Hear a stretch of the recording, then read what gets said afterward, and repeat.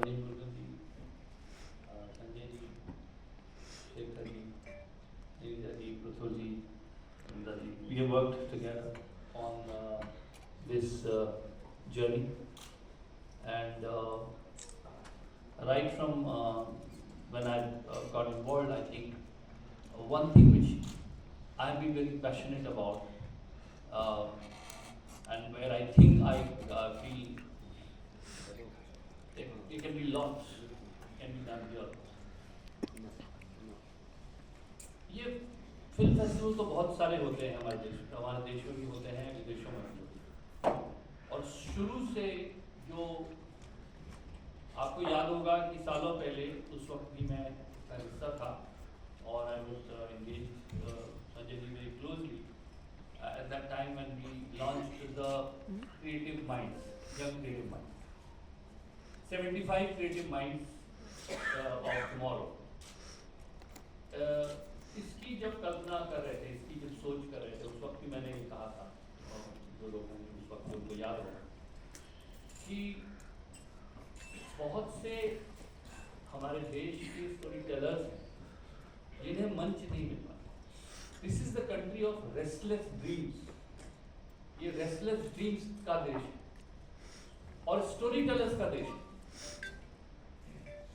उस समय अगर हम चाहते हैं कि कहानियों में डाइवर्सिटी आए, कि हम कहते हैं कि बहुत सारे सेक्शंस हैं, मर्मर्स हैं हमारे सोसाइटी के जो हमें सुनने को नहीं मिलते, तो वो कैसे सुनने को मिलेंगे अगर आपको कहानी को फिल्मों में परिवर्तित करने वाले लोग एक ही शहर से आएंगे। अगर एक ही शहर ये बीड़ा उठा ले कि हम फिल्में बनाएंगे, उसी शहर में रहने वाले वहाँ पे ही लोग अगर फिल्में बनाएंगे, तो आपको ऐसे विषय कैसे मिलेंगे? आप कहते हैं कि हमको फिल्मों में किसान का पोर्ट्रेयल ऑथेंटिक नहीं लगा। तो ऑथेंटिसिटी कहाँ से है? जब तक जड़ों से कहानी कहने का साहस नहीं होगा लोगों में। दूसरा क्या हो जाता है कि फिल्में, शेखर जी यहाँ बैठे हैं, इनसे ज़्यादा ये तो निष्णात हैं, and I have a privilege of working very closely and learning so much from him. But Shekhar ji ये से कोई इनकार नहीं कर सकता, कहीं ना कहीं फिल्म जो है वो टैलेंट से ज़्यादा हिम्मत का काम हो जाता है। तो फिल्म जो है वो हिम्मत वाले की प्रॉपर्टी हो जाती है, जिसकी हिम्मत है वो सब कुछ झेल सके और पिक्चर को अंत तक उस तक पहुँचा सके। क्यों होना चाहिए ऐसा? ये तो प्रतिभा वाले की बात होनी चाहिए, जिसके पास कहानी हो उसको मंच मिलना चाहिए। और होता क्या है कि हम देखते हैं कि बहुत सी कहानियां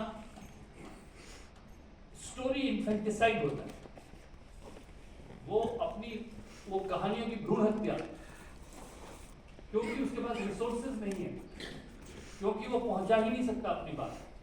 तो ऐसे में इफी जैसा फेस्टिवल जो कि नेशनल मंच है, वो कैसे उन लोगों के लिए सार्थक बने, उन लोगों के लिए एक रोल अदा करे जिनको अदरवाइज न फिल्म इतना उनके पास धन होता है, न इतनी सुविधाएं होती हैं, तो वो इंटरनेशनली बहुत से फिल्म मेकर्स हैं तो पूरे साल they are travelling and attending film festivals around the world, but there are people who actually require that exposure. तो यंग क्रिएटिव माइंड कल्पना और उनकी जो शुरुआत की गई यहाँ से की गई थी, और मुझे बहुत खुशी है कि हमारे अश्विनी जी जो है, जब वो आए उनसे मैंने चर्चा की यंग क्रिएटिव की बात, तो उन्होंने कहा कि नहीं, कल का भविष्य, फ्यूचर इज नाउ की जो बात है वो कि कल का भविष्य आज ही है, आज से ही शुरू होगा। And specially I want to make another point in the AI which Shekhar again we talk a lot about, कि एआई जो है डेटाबेस है। एआई में बहुत सी चीज़ें आप देखेंगे, कल को स्क्रिप्ट्स आएगी, फिल्में भी बनकर शायद एआई आपके सामने प्रस्तुत कर दे,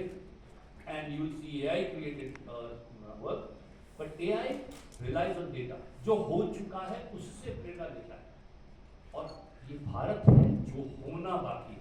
इसका मतलब हमारे पास बहुत ऑथेंटिक ओरिजिनलिटी, जिसको कि विश्व को सुनने का समय आ गया है। So I think this the entire focus on the future of filmmakers and giving a platform to people who otherwise will not get, I think is the focus of this year's